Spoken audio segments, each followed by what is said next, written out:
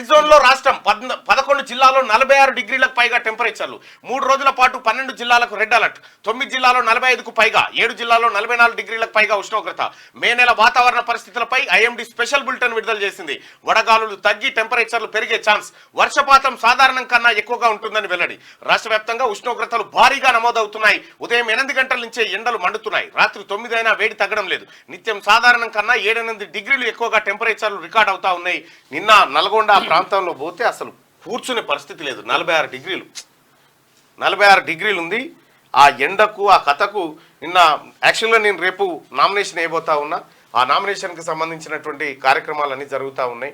అయితే ఒక corner meeting, భారీ కార్నర్ మీటింగ్ ఏర్పాటు చేయాలనేది మా ఇంటెన్షన్. అయితే మరి అది ఎట్లయితుంది, ఎండకు ఏం కథ అనేది చూడాల్సినటువంటి అంశం. మొత్తానికైతే రేపు 11 గంటలకి నల్గొండలో నామినేషన్ దాఖలు చేయబోతా ఉన్నా.